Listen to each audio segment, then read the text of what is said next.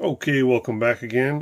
For anybody that's seen any of my prior videos, there's no surprise that I am a big fan of the 9mm HST rounds. My preferred weight is 124 grain, but for HSTs in 9mm, I don't think any of them are poor performers at all. I think they all do really well. Case in point, this was a recent example of a 9mm from a 3.1 inch barrel, 124 grain. This is the expansion performance. And depth is obviously, it hits those FBI recommendation 12 to 18 inches pretty much every time. So again, it's a very solid performer. But what I have today here is recently I got a good deal on some Inceptor ARX in 9mm. These are those non-expanding defensive rounds that have that fluted design on there. I think it was about $85 or $88 for a case of 200 of these shipped to my door. So I went ahead and I bought them, and I just wanted to compare those side by side in the same blocks against the 9mm HSTs. So that's the plan. Stay tuned, and we'll see how they do. 1730. 1730. Okay, 9mm ARX went in right here, basically center of the block. That is a big wound channel in there. That is probably about 3 inches wide at the widest. But yeah, that wound channel goes all the way through here into the second block. The round is down there. It's kind of hard to see from the top where the round ended. From the side, you can see the wound channel in there. And there's where the round sits. Front of that round got to about 16 and a half here. About 16 and a half. We'll take a shot now with HST.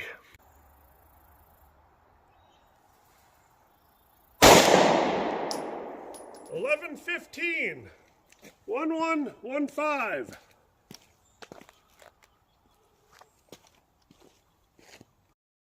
Okay, rolled the blocks up 90 degrees so you could see them. ARX HST. Track. HST went right out the bottom. I'll call it valid, but it did skim the bottom there to the end. We'll measure that. I made it to 13 and a half inches.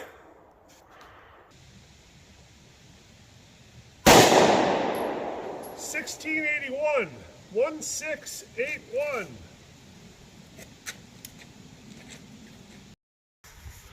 Alright, here's where the ARX went in. Top down, that's a pretty good wound track for a 9mm. Oh, sorry, there's a little bit of junk on the block there. Pretty good wound track, heading down. And there it stops. I'll grab the measuring stick and measure that out. And the front of that ARX, which actually looks like it might be the back now, looks like I'm going to turn around backwards in there, is about 16 inches in the clear ballistics. Now I'm going to put the 124 HST in the same blocks and see how they compare. 1089. 1089.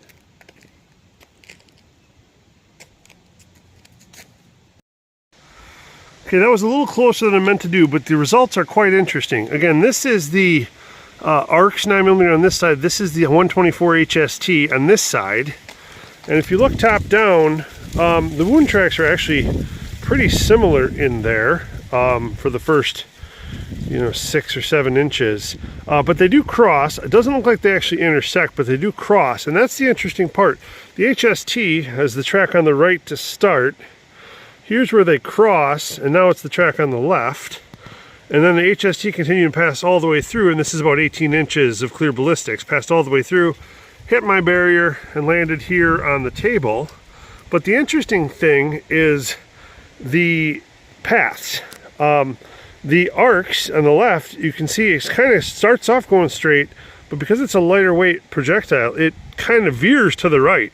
And that's something you notice sometimes in 380s or in the lighter weight rounds, is that they'll take some weird routes if they're lighter weight inside a target. whereas the HST pretty much just goes straight all the way through with that 124 grain weight. So that's kind of the interesting point. Here's what the HST looks like. Again, not quite as big of an expansion as I'd like to see from an HST. It did not really flower back as much as they normally do. And again, that would normally happen here in the front where that's a clearly fine path. It didn't really have any reason why it shouldn't have expanded more, other than the fact, again, out of a 3.1 inch barrel, maybe it just didn't get the speed it needed to. So we'll talk more back at home. 1707.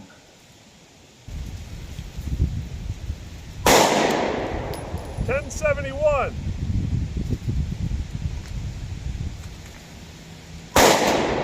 1087.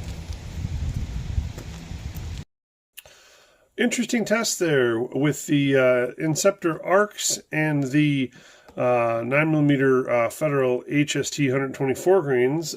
Both of them were tested through the 3.1 inch Ruger LC9S and into homemade calibrated ballistics gel and clear ballistics. Both did pretty well. I was a little surprised actually in the head-to-head competition how much, to me it appeared, the ARCs actually did better than the HSTs. Just let's do a quick recap on the numbers. The HST into clear ballistics, that was the second test, did not really perform quite as well in my opinion as into the calibrated homemade ballistics gel. But again, that's just that difference in that particular substance. It generally causes rounds to not expand as much for those expanding hollow points, and therefore the penetration got beyond the FBI standards. I don't know the exact depth as it went over 18 inches, but it's just kind of disappointing in clear ballistics, as a lot of my tests have been for a lot of different rounds and different calibers. But if you look at the HST here, this was the result into the calibrated homemade ballistics gel. Again, quite good expansion, even though it was out of the 3.1 inch, so the velocity may not be quite what HST wants for their rounds to get the full performance, but still a good round. This one made it to about 13.5 inches in the gel. Again, it was a little low, and so it skimmed the bottom. And just so you're aware, the bottom there is not really much of a barrier. I have basically it's raised cardboard platform covered with black plastic, just so I don't have to crouch quite as low to the ground when I'm taking these shots.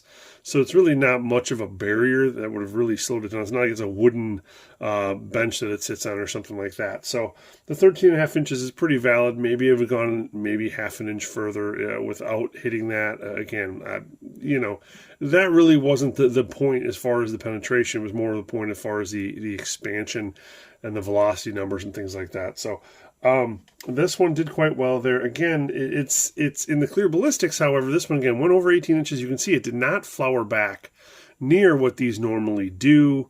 Kind of a disappointment. I'm not going to call it a failure for a hollow point, but very disappointing from an HST standpoint, even out of a 3.1 inch barrel. And you can see it clogged up pretty good there with some denim and cloth. Again, all of my tests, I go through a heavy clothing barrier of 1 layer denim, 1 layer fleece, and 2 layers of cotton t-shirt material. So this was fairly disappointing.